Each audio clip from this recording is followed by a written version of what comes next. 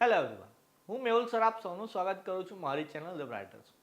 તો આજના વિડીયોની અંદર આપણે ડિપ્લોમા સેમેસ્ટર 2ના subject basic object oriented programming એટલે કે BOOPના ચેપ્ટર નંબર 3 એના મોસ્ટ આઈએમપી ક્વેશ્ચન કે જે જીટીયુની એક્ઝામમાં પૂછાશે એનો અભ્યાસ કરીશું. હવે આ જે ચેપ્ટર છે 14 માર્કનું ચેપ્ટર છે, એટલે કે જીટીયુની જે આપણી એક્ઝામ લેવાય છે 70 માર્કની, એમાં 14 માર્કનું એટલે 20% વેઇટેજ છે એવું સમજો આ ચેપ્ટરનું. હવે 20% વેઇટેજ તો છે જ, પણ BOOPનું સૌથી ઇઝી ચેપ્ટર એ આ જ. તો આના જે 14 માર્ક છે એ તમે આરામથી સ્કોર કરી શકો છો. કેવી રીતે?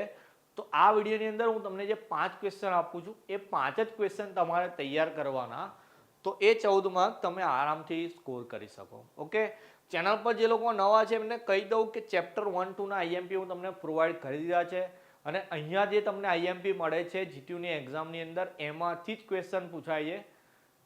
તો આ તમારે તૈયાર કરી દેવાના. તમે આટલું તૈયાર કરી દો, એના પછી તમે ચોપડીની બીજી બધી વસ્તુ બી વાંચવાની છે. એવું નથી કે આમાંથી 70માંથી 70 માર્કનું પેપર આવશે, પણ જેને સારા માર્ક્સ લાવવા છે, મતલબ કે 65 કે 60 અપ જવું છે ટૂંકમાં, તો એને બીજી બધી વસ્તુ બી વાંચવાની રહેશે.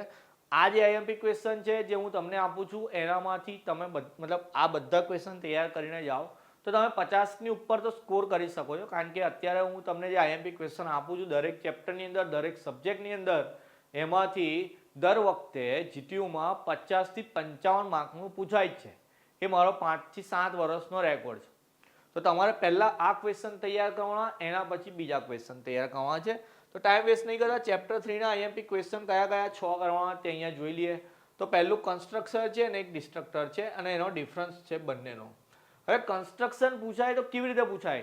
તો explain constructor and its types એવું બી આવે, explain constructor and its properties એવું બી આવે. તો પછી જ્યારે બી આ બંનેમાંથી કોઈ બી એક ક્વેશ્ચન પૂછાય તો પહેલાં આપણે એની ડેફિનેશન લખીશું, એટલે કે એને ડિફાઇન કરી દઈશું, અને એના પછી એની પ્રોપર્ટીઝ લખીશું, અને એના પછી એની એપ્લિકેશન લખી દઈશું. તો પછી મેં અહીંયા આજે બે ક્વેશ્ચન લખેલા છે, એને કેવી રીતે તૈયાર કરશો તમે? તો પહેલાં એને ડિફાઇન કરી દેશો, એની પ્રોપર્ટીઝ તૈયાર કરશો અને એની એપ્લિકેશન કરશો. પછી એક્ઝામની અંદર એકલી પ્રોપર્ટી પૂછે હોય પણ આપણે 3 વસ્તુ તૈયાર કરીને ગયા છે, આપણી પાસે ઇનફ ટાઈમ રહેતો હોય, બચતો હોય, તો તમારે 3 વસ્તુ લખવાની. કન્સ્ટ્રક્શનમાં પૂછાય કે ડિસ્ટ્રક્શનમાં પૂછાય. કારણ કે તમે જો આ બધી વસ્તુ તૈયાર કરી દીધી તો તમારો ત્રીજો ક્વેશ્ચન ડિફરન્સ બી તૈયાર થઈ ગયો. કેવી રીતે ડિફરન્સમાં? પહેલો તમે ડિફાઇન લખી દો, બંનેની અલગ અલગ પ્રોપર્ટી હશે તો પ્રોપર્ટી બી લખી શકો, બંનેની બે એપ્લિકેશન બી લખી શકો, તો તમારો ડિફરન્સ વાળો ક્વેશ્ચન બી તૈયાર થઈ જશે. ઓકે, ચાલો એના પછી ઓકે ચલો કન્સ્ટ્રક્શનમાં બીજી વસ્તુ બી રહી ગઈ ભાઈ, ટાઈપ્સ બી લખી દેવાની.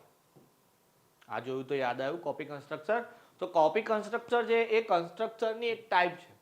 તો પછી એની જે ટાઈપ આવતી હોય એ બી લખી દેવાની. 7 માર્કનો પ્રશ્ન બી તૈયાર થઈ ગયો કે આઈધર કન્સ્ટ્રક્ટર 7 માર્કમાં પૂછાઈ ગયું તો તમે આટલું તૈયાર કરીને ગયા તો તમારા 7માંથી 7 બી આવી જશે. તો કોપી કન્સ્ટ્રક્ટર જો ખાલી અલગથી પૂછાય તો એ 4 માર્કમાં જ આવશે. પેરામીટરાઇઝ કન્સ્ટ્રક્ટર છે અને કન્સ્ટ્રક્ટર ઓવરલોડિંગ છે.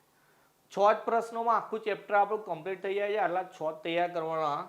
એમાં હવે આમાં બી કોઈ આઈએમપી નથી આપતો, પણ આ જે 5મો ક્વેશ્ચન છે આપણો પેરામીટરાઇઝ કન્સ્ટ્રક્શન, એ આ વખતે એટલે કે 2024ની અંદર મોસ્ટ આઈએમપી ક્વેશ્ચન છે, 7 માર્કની અંદર પૂછાયો. આમ તો કેવું આઈએમપીમાં બી પાછું આઈએમપી એવું ના હોય, આટલા 6 જ ક્વેશ્ચન કરવાના હોય કોઈ એક ચેપ્ટરમાંથી, તો 6 જ પાક્કા કરી દેવાના. જે લોકોને પાસ થવામાં તકલીફ હોય, કોઈને એવું લાગતું હોય કે BOOP મને બહુ હાર્ડ લાગે છે કે હું ફેલ જ થઈશ એવું, તો એ લોકોએ મને પર્સનલમાં કોન્ટેક્ટ કરી દેવાનો. આમ તો હું 500 ક્વેશ્ચન આપું, 5 ચેપ્ટર હોય આપણા, તો 25થી 30 ક્વેશ્ચન આવે, પણ કોઈને એટલા તૈયાર કરવામાં બી તકલીફ પડતી હોય, 10મામાં આપણે બેરે પાસ થઈને આવ્યા હોય, ડિપ્લોમા લઈ લીધું હોય, તો 25-30 ક્વેશ્ચન જો તમારા તૈયાર ના થતા હોય, પાછું ઇંગ્લિશમાં વધારે તકલીફ પડતી હોય, તો એ લોકોએ મને પર્સનલમાં કોન્ટેક્ટ કરી દેવાનો. એવું કહેતા નહીં શરમાવાનું કે સર હું ફેલ થઈશ એવું લાગે છે મને. હું તમારો ફ્રેન્ડ છું, તમને દરેક સબ્જેક્ટની અંદર સાચી એડવાઇસ આપીને શું તૈયાર કરવાનું એ બધી વસ્તુ કહી દઈશ. બરાબર? તો ટેલિગ્રામ આપણે એટલે જ બનાવ્યું છે કે ત્યાંથી તમે મને પર્સનલ કોન્ટેક્ટ કરી શકો. ગ્રુપમાં તો આપણે દેખતા હોય તો વધારે ચીટચેટ નથી કરતા, પણ ઘણા બધા વિદ્યાર્થીઓ એમની પ્રોબ્લેમ કે એમની રિક્વાયરમેન્ટ મને પર્સનલમાં મેસેજ કરીને કહે છે, અને એમને હું તરત તો નહીં પણ ક્વિક ટાઈમની અંદર રિપ્લાય કરું છું, અને એમની જેટલી બી હેલ્પ જોઈતી હોય બધી હું પ્રોવાઈડ કરી દઉં છું. તો જે લોકો વિડીયો દેખે છે ટેલિગ્રામની અંદર જોઈન નહીં થતા એમને હું કહી દઉં કે ટેલિગ્રામ તમારી મદદ માટે બનાવ્યું છે, એમાંથી મને કશું મળતું નથી. તો ત્યાં જોઈન થઈને તમારી જે બી રિક્વાયરમેન્ટ હોય, જે બી તમને મદદ જોઈતી હોય એ તમારે મને મેસેજ કરીને કહી દેવાની. ઓકે, તો આજે આપણું ચેપ્ટર નંબર 3 હતું. એના આજે 6 મોસ્ટ આઈએમપી ક્વેશ્ચન, 14 માર્કનું ચેપ્ટર ખાસ તૈયાર કરી દેવાનું. હવે નેક્સ્ટ વિડીયોની અંદર આપણે ચેપ્ટર નંબર 4ના આવા જ આઈએમપી ક્વેશ્ચન લઈને આવીશું. ત્યાં સુધી આટલું પાક્કું કરી દેવાનું. તમારું ધ્યાન રાખવાનું. જય હિન્દ, જય ભારત.